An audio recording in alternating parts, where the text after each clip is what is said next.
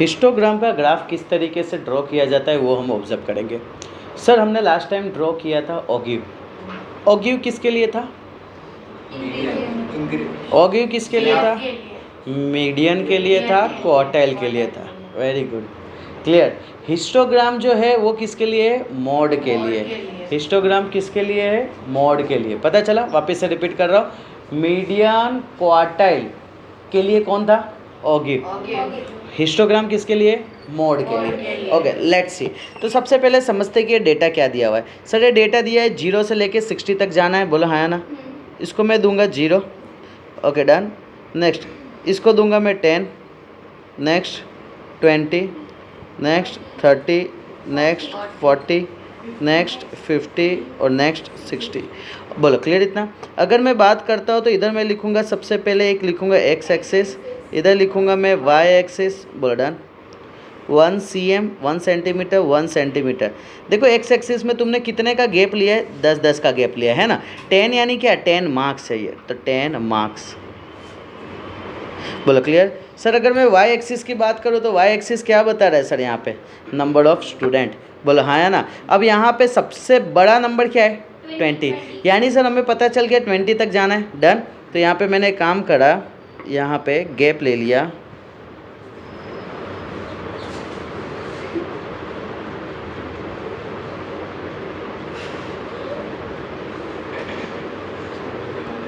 Okay यहाँ पे मैं ले लिया 2 4 6 8 10 12 14 16 18 20 22। बोल डन। सर ये वाला मैंने इस तरीके से क्यों दो का गैप लिया? 20 तक मुझे हाईएस्ट चाहिए था, ओके। तो मैंने इसके लिए 2 का गैप लिया और यहाँ पे सेटअप हो गया। यहाँ पे ये एरो को इधर कवर अप कर दिया। उम्मीद करूँ यहाँ तक डन। अब मुझे बताओ 0 to 10 में, 0 to 10 में ये कितना बोल रहा है? 4 तक। 4 का मतलब यहाँ तक आएगा और यहाँ से मेरा ग्राफ ये इस तरीके से बॉक्स बनेगा कि नहीं बनेगा? बोलो डन। ये क्या बता रहा है? 10 to 20 कितना? 7 बता रहा है। तो 10 to 20 7 का मतलब क्या? यहाँ तक जाएगा, है ना। ये 7 तक बता रहा है, ये ऐसे जाएगा। बोलो क्लियर इतना? ओके, तो चलो इस तरीके से हम ड्रॉ करना स्टार्ट करते हैं। सबसे पहले कितना चाहिए अपने को? 4 चाहिए, है ना। तो ये 4 है, ओके डन। उसके बाद कितना चाहिए? 7। 7 का मतलब क्या? यहाँ से यहाँ तक आएगा। बोलो डन। ओके, यानी यहाँ से इस तरीके से आएगा।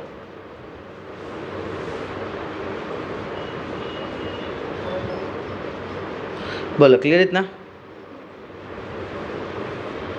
उसके बाद कितना है? 12।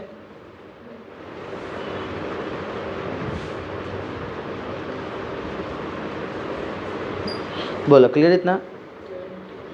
ओके, उसके बाद कितना है? 20। सर 20 का मतलब यहाँ तक जाएगा ये।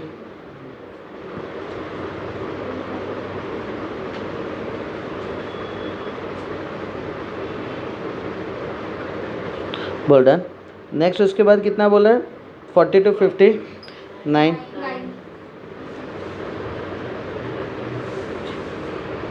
नेक्स्ट उसके बाद क्या बोला है? 50 to 60 2। अगर मैं यहाँ पे बात करूँ तो ये 30 बताएगा, ये 40 बताएगा, ये 50 बताएगा, ये 60 बताएगा, ये 20 एंड ये 10। बोलो क्लियर इतना? ये बन गया, दैट इज़ द हिस्टोग्राम। अब यहाँ पे अपने को मोड का वैल्यू बताना है। तो सबसे पहले चले जाने का, सबसे बड़ा कौन है? तो ये सबसे बड़ा है, इसके पास चले गए। अब इसका क्रॉस पॉइंट लेने का, ये पॉइंट से इस पॉइंट को ज्वाइंट करने का, डन इतना। इस पॉइंट को इस पॉइंट से ज्वाइंट करने का, तो ये दोनों का मुलाकात यहाँ मिडल में हुआ। यहाँ से जब तुम नीचे की ओर लोगे ना, तो ये जो वैल्यू आएगा ना वो तुमको बताएगा मोड। क्या बताएगा? मोड। बोलो डन इतना? यानी मैं बोलूँगा यहाँ से मैं इसको ज्वाइंट करूँगा, यहाँ से मैं इसको ज्वाइंट करूँगा, बोलो डन। और यहाँ से ये जो वैल्यू है ना, ये तुम्हारा आंसर होगा, ये बता देगा तुमको Z। बोलो क्लियर हुआ? ओके, अब यहाँ पे 1 सेंटीमीटर का 2 का गैप लिए थे ना वाई एक्सिस पे, तो 2 क्या था? स्टूडेंट था, तो सर 2 स्टूडेंट लिखेंगे। बोलो क्लियर? अब ग्राफ बेसिक बनाते समय क्या क्या चीज़ का ध्यान देना है? तो सर सबसे पहले यहाँ पे हमें ये लाइन ड्रॉ करना है, फिर हमें ये लाइन ड्रॉ करना है। बोलो डन, पहला चीज़ ये। उसके बाद यहाँ पे एरो देना भूलना मत, यहाँ पे एरो देना भूलना मत। तुम चाहो तो इसको ऐसे भी कर सकते हो कि सर इसको हम आगे की ओर कंटिन्यू कर दिए और इसको आगे की ओर कंटिन्यू कर दिए, इसको वाई डैश इसको एक्स डैश दे दिए। बोलो डन। फिर उसके बाद ये मार्क्स ऑब्टेंड, ये एक्स वाला बता रहा है ना, ये मार्क्स ऑब्टेंड, ये इधर लिखना भूलना मत और ये एरो देना भूलना मत। बोल डन। नेक्स्ट वन क्या बता रहा है सर, नंबर ऑफ स्टूडेंट बता रहा है। सो ये नंबर ऑफ स्टूडेंट है और ये इस तरीके से एरो देना है। बोलो क्लियर इतना। तो सर यहाँ पे इस तरीके से मेरा पूरा ग्राफ सेटअप रेडी हो गया। हाँ करो, तुम्हारी इच्छा, डिपेंड। अगर तुम एरो बना रहे हो तो करना पड़ेगा ना, जरूरी नहीं। डन।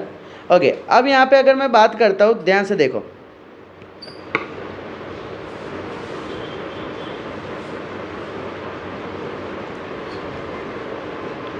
चलो सर यहाँ पे अगर बात करें, सबसे पहले ये क्या बता रहा है, pocket money, that is nothing but x बता रहा है। बोलो डन। एक्स एक्सिस पे चेक करो, पॉकेट मनी इधर लिखा है, एक्स एक्सिस के यहाँ पे एरो लिखा है। फिर ये क्या है, नंबर ऑफ स्टूडेंट है। देखो नंबर ऑफ स्टूडेंट करके इस साइड एरो है कि नहीं है। अब मुझे बताओ कि कहाँ से स्टार्ट करने के लिए बोला इन्होंने। तो सर 150 से स्टार्ट करने बोला है, कहाँ तक जाना है, 350 to 400 तक जाना है। बोलो डन, हाँ या ना, पक्का कच्चा पक्का। ओके, इधर मैं 8 दे देता हूँ, ठीक है। कितना, कहाँ से कहाँ तक जाना है सर, 150 से 400 तक जाना है। ओके, अब मैं क्या करूँगा ना सर, इसको मैंने दिया 0, इसको दूंगा मैं, दैट इज़ द 150 दूंगा, इसको दूंगा 200। अब ध्यान से देखोगे तो इधर 10 का गैप है, सॉरी यहाँ 50 का गैप है और 200 से यहाँ पे मैं लिखूंगा सर यहाँ पे 250 आएगा, यहाँ पे फिर से 50 का गैप है। लेकिन सर यहाँ पे अगर मैं बात करूँ तो ये कितने का गैप है, 150 का गैप है। क्या ये सही बात है? नहीं सर, ऐसे ही कैसे चलेगा, ऑलवेज गैप तो सेम होना पड़ेगा। तो गैप को कवर अप करने के लिए हम कीन ड्रॉ करेंगे। बोलो डन इतना। तो सर हमने इस तरीके से ड्रॉ किए, तो ये बताता है कि अब हमको ये वाला नहीं गो थ्रू करना है, हमें ये 50-50 का गैप रखना है। ओके सर, यहाँ पे 250 आ जाएगा। चलो ये थोड़ा सा हल्का ज़्यादा गैप दे देता हूँ इसको, 150 से 200, 200 से 250, 250 to 300, 300 to 350 and 350 to 400। Okay, यहाँ पे मैं लिखूँगा कि एक हमने बात किए थे एक्स एक्सिस के बारे में, इधर हमने बात किए थे वाई एक्सिस के बारे में, इधर आ जाएगा 1 centimetre, 1 centimetre is equal to. बोलो एक्स एक्सिस यानी क्या, 1 सेंटीमीटर यानी 50 का गैप आएगा कि नहीं आएगा। बोलो डन। सर 50 का गैप आएगा, तो 50 क्या है, 50 क्या है यहाँ पे, रुपीज़, तो यहाँ पे लिखेंगे ₹50। और वाई एक्सिस में सबसे बड़ा वैल्यू क्या है, 10 है ना, ये सबसे बड़ा वैल्यू 10 है ना, यानी कि 10 तक हमें जाना है। मैं क्या करूँगा ना, एक एक का दे दूँगा वैल्यू, 1 2 3 4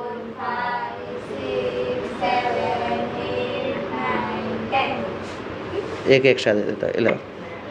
बोलो डन। अब 1 क्या है, ये 1 क्या है, स्टूडेंट है, तो मैं लिखूंगा 1 स्टूडेंट। बोलो क्लियर इतना। देखो ध्यान से देखो, ये 50 का गैप है और ये क्या है, रुपीज़ है, तो 50 रुपीज़ है।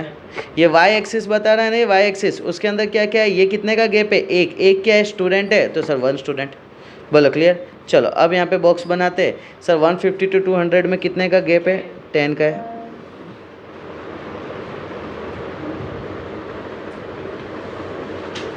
सर ये 150 को टच होगा तो चलेगा।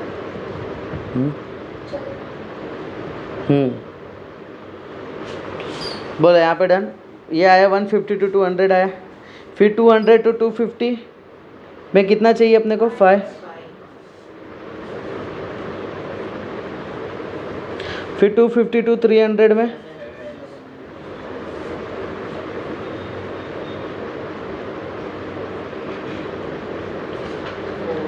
फिर 300 to 350 में, फिर